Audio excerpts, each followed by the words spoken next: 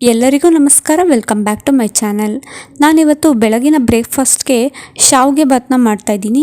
ಈ ವಿಡಿಯೋನ ಪೂರ್ತಿಯಾಗಿ ನೋಡಿ. ಇನ್ ಕೇಸ್ ನಿಮಗೂ ಇಷ್ಟ ಆಗಿದರೆ ನೀವು ಕೂಡ ಈ ರೀತಿಯಾಗಿ ಒಂದು ಸತಿ ಟ್ರೈ ಮಾಡಿ. ಹಾಗೆ ಹೇಗಿತ್ತು ಅಂತ ನನಗೆ ಕಮೆಂಟ್ ಮಾಡಿ. ಹಾಗೆ ಇನ್ನೂ ಯಾರೆಲ್ಲ ನನ್ನ ಚಾನಲ್ನ ಸಬ್ಸ್ಕ್ರೈಬ್ ಮಾಡಿಲ್ಲ, ಪ್ಲೀಸ್ ಸಬ್ಸ್ಕ್ರೈಬ್ ಮಾಡ್ಕೊಂಡು ನೋಡಿ. ಇದರಿಂದ ನನಗೂ ಕೂಡ ಹೆಲ್ಪ್ ಆಗುತ್ತೆ. ಬನ್ನಿ ಇವಾಗ ಹೇಗೆ ಮಾಡೋದು ಅಂತ ತೋರಿಸ್ಕೊಡ್ತೀನಿ. ನಾನಿಲ್ಲಿ 1 ಬೌಲ್ ಆಗೋಷ್ಟು ಶಾವಿಗೆ ತೊಗೊಂಡಿದ್ದೀನಿ. ಹಾಗೆ ಒಂದು ಸ್ವಲ್ಪ ಬೀನ್ಸ್, ಕ್ಯಾರೆಟ್ ಮತ್ತು ದಪ್ಪಮೆಣ್ಸಿನ್ಕಾಯಿನ ಈ ರೀತಿ ಸಣ್ಣಕ್ಕೆ ಕಟ್ ಮಾಡಿ ಇಟ್ಕೊಂಡಿದ್ದೀನಿ.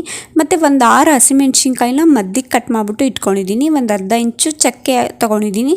ಹಾಗೆ 1 ಮೀಡಿಯಮ್ ಸೈಜ್ ಈರುಳ್ಳಿನ ಉದ್ದುದು ಕಟ್ ಮಾಡಿ ಇಟ್ಕೊಂಡಿದ್ದೀನಿ. ಒಂದು ಸ್ವಲ್ಪ ತೆಂಗಿನಕಾಯಿ ತುರಿ ಇಟ್ಕೊಂಡಿದ್ದೀನಿ. 1 ನಿಂಬೆಹಣ್ಣನ್ನು ಪೂರ್ತಿ ರಸ ಹಿಂಡ್ಬಿಟ್ಟು ಅದನ್ನು ಕೂಡ ಇಟ್ಕೊಂಡಿದ್ದೀನಿ. ಇವಾಗ ಹೇಗೆ ಮಾಡೋದು ಅಂತ ತೋರಿಸ್ಕೊಡ್ತೀನಿ. ನಾನು ಇಲ್ಲಿ ಒಂದು ಪಾತ್ರೆ ತುಂಬ ನೀರನ್ನು ಕುದಿಯೋಕೆ ಇಟ್ಕೊಂಡಿದ್ದೀನಿ. ಅದು ಕುದಿಯೋ ಹಂತದಲ್ಲೇ ಸ್ವಲ್ಪ 1 ಟೇಬಲ್ ಸ್ಪೂನ್ ಆಗೋಷ್ಟು ಎಣ್ಣೆ, ರುಚಿಗೆ ತಕ್ಕಷ್ಟು ಉಪ್ಪನ್ನ ಸೇರಿಸ್ಬಿಟ್ಟು ಚೆನ್ನಾಗಿ ಕುದಿಸ್ತೀನಿ. ಅದು ಚೆನ್ನಾಗಿ ಕುದ್ದಿದ್ದಾದಮೇಲೆ ನಾವು ಇವಾಗ ತೆಗೆದಿಟ್ಕೊಂಡಿದ್ವಲ್ಲ 1 ಬೌಲ್ ಆಗೋಷ್ಟು ಶಾವಿಗೆ, ಅದನ್ನು ಕೂಡ ಸೇರಿಸ್ಕೊತಾ ಇದ್ದೀನಿ. ಅದು ಸೇರಿಸಾದ್ಮೇಲೆ ತುಂಬ ಹೊತ್ತು ಕುದಿಯೋಷ್ಟು ಬೇಡ, ಏಕೆಂದರೆ ಬರೀ 1 ನಿಮಿಷ ಕುದ್ರೆ ಸಾಕು. ಈ ರೀತಿಯಾಗಿ ಟ್ರಾನ್ಸ್ಪರೆಂಟ್ ಆಗಿಬಿಡುತ್ತೆ. 1 ನಿಮಿಷದಲ್ಲಿ ಕರೆಕ್ಟಾಗಿ 1 ನಿಮಿಷ ಬೇಯಿಸ್ಕೊಬೇಕಷ್ಟೇ. ಅದಾದಮೇಲೆ ಇಮ್ಮಿಡಿಯೇಟು ನಾವು ನೀರನ್ನು ಚೆಲ್ಬಿಟ್ಟು ತಣ್ಣೀರಲ್ಲಿ 1-2 ಸತಿ ತೊಳೆದ್ಬಿಟ್ರೆ ಆಯಿತು. ತುಂಬ ಚೆನ್ನಾಗಿ ಉದ್ರಾಗಿ ಬರುತ್ತೆ ಈ ರೀತಿಯಾಗಿ ನೀವು ಟಿಪ್ಸ್ನ ಯೂಸ್ ಮಾಡಿದ್ರೆ. ಇವಾಗ ಈ ಕಡೆ ಮಾಡೋ ಅಂತಂದರೆ ಒಂದು ಬಾಣಲಿ ಇಟ್ಕೊಂಡಿದ್ದೀನಿ. ಬಾಣಲಿ ಚೆನ್ನಾಗಿ ಕಾದಾದ್ಮೇಲೆ 1-2 ಟೇಬಲ್ ಸ್ಪೂನ್ ಆಗೋಷ್ಟು ಎಣ್ಣೆ, ಅದಕ್ಕೆ 1/4 ಚಮಚ ಸಾಸಿವೆ, 1 ಚಮಚ ಉದ್ದಿನ ಕಾಳು ಸೇರಿಸ್ಕೊಂಡಿದ್ದೀನಿ, 1 ಚಮಚ ಕಡಲೆಬೇಳೆ ಸೇರಿಸ್ಕೊಂಡಿದ್ದೀನಿ. ಅದಾದಮೇಲೆ 2 ಚಮಚ ಆಗೋಷ್ಟು ನಾನು ಕಡಲೆ ಬೀಜನ ಯೂಸ್ ಮಾಡ್ತಾಯಿದ್ದೀನಿ. ಅದು ಫ್ರೈ ಆಗೋ ಹಂತದಲ್ಲೇ ಒಂದು ಸ್ವಲ್ಪ ಗೋಡಂಬಿನ ಸೇರಿಸ್ಕೊತಾ ಇದ್ದೀನಿ. ಗೋಡಂಬಿ ಕಂಪ್ಲೀಟಾಗಿ ಸ್ಕಿಪ್ ಮಾಡ್ಬೋದು ನೀವು ಬೇಡ ಅಂತಂದರೆ, ಬೇಕು ಅಂದರೆ ಹಾಕೊಬೋದು, ಆಪ್ಷನಲ್ ಅಷ್ಟೇ. ಅದಾದಮೇಲೆ ಹೆಚ್ಚಿಟ್ಕೊಂಡಿದ್ವಲ್ಲ ಈರುಳ್ಳಿ ಮತ್ತು ಹಸಿಮೆಣ್ಸಿನ್ಕಾಯಿ, ಅದನ್ನು ಕೂಡ ಸೇರಿಸ್ಕೊಂಡು ಒಂದು ಸ್ವಲ್ಪ ಆಗೋಷ್ಟು ಫ್ರೈ ಮಾಡ್ತಾಯಿದ್ದೀನಿ. ಅಂದರೆ ಒಂಚೂರು ಕಲರ್ ಚೇಂಜ್ ಆಗುತ್ತೆ, ಅಲ್ಲಿ ತನಕ ಫ್ರೈ ಮಾಡ್ತಿದ್ದೀನಿ ಅಷ್ಟೇ. ಅದು 1/4 ಭಾಗ ಫ್ರೈ ಆಗಿದೆ ಅನ್ನೋವಾಗ ನಾವು 1/4 ಚಮಚ ಆಗೋಷ್ಟು ಅರಿಶಿನ ಕೂಡ ಸೇರಿಸ್ಕೊಂಡು ಚೆನ್ನಾಗಿ ಈ ರೀತಿಯಾಗಿ ಫ್ರೈ ಮಾಡ್ಕೊಳ್ಳೋದು. ಎಲ್ಲದನ್ನು ಕೂಡ ಒಂದು ಸ್ವಲ್ಪ 1/4 ಭಾಗ ಆಗೋಷ್ಟು ಫ್ರೈ ಆಗೋವಾಗ ನೆಕ್ಸ್ಟ್ ನಾವು ಹಾಕ್ಕೊಂಡ್ರೆ ಆಯಿತು. ಏಕೆಂದರೆ ನಾವು ಹಂತವಾಗಿ ಒಂದೊಂದನ್ನೇ ಸೇರಿಸ್ಕೊಂಡು ಆ್ಯಡ್ ಮಾಡಿಕೊಂಡು ಫ್ರೈ ಮಾಡ್ಕೊಳ್ಳೋದ್ರಿಂದ ಅದೆಲ್ಲವುದು ಫ್ರೈ ಆಗುತ್ತೆ. ಇವಾಗ ನಾವು ಹೆಚ್ಚಿಟ್ಕೊಂಡಿದ್ವಲ್ಲ ತರಕಾರಿ, ಅದನ್ನು ಕೂಡ ಸೇರಿಸ್ಕೊಂಡು ರುಚಿಗೆ ತಕ್ಕಷ್ಟು ಉಪ್ಪನ್ನು ಸೇರಿಸ್ಕೊಂಡು ನೀಟಾಗಿ ಫ್ರೈ ಮಾಡ್ಕೊಬೇಕು. ಅದ್ರ ಜೊತೆಗೆ 1 ಕಡ್ಡಿ ಕರ್ಬೇವಿನ ಸೊಪ್ಪನ್ನ ಸೇರಿಸ್ಬಿಟ್ಟು ಈ ರೀತಿಯಾಗಿ ಫ್ರೈ ಮಾಡ್ಕೊತಿದ್ದೀನಿ. ನಾವು ಎಷ್ಟು ಚೆನ್ನಾಗಿ ಸಣ್ಣಗೆ ಕಟ್ ಮಾಡ್ತೀವೋ ತರಕಾರಿ ಅಷ್ಟು ಚೆನ್ನಾಗಿ ಫ್ರೈ ಆಗುತ್ತೆ.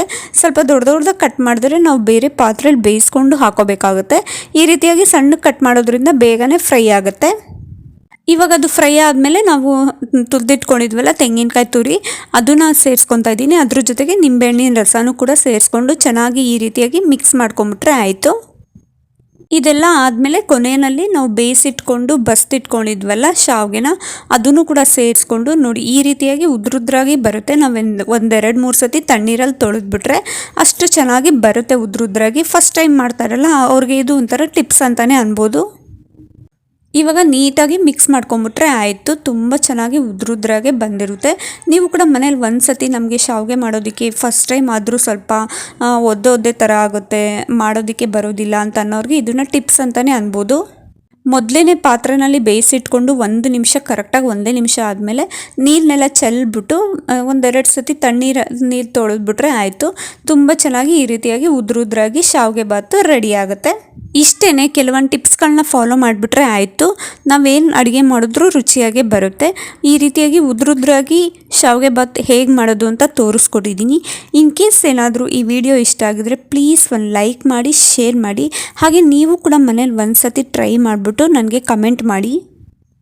ಇನ್ನಷ್ಟು ಹೊಸ ರೆಸಿಪೀಸ್ಗಳಿಗಾಗಿ ನನ್ನ ಚಾನಲ್ನ ಪ್ಲೀಸ್ ಸಬ್ಸ್ಕ್ರೈಬ್ ಮಾಡ್ಕೊಂಡು ನೋಡ್ತಾ ಇರಿ.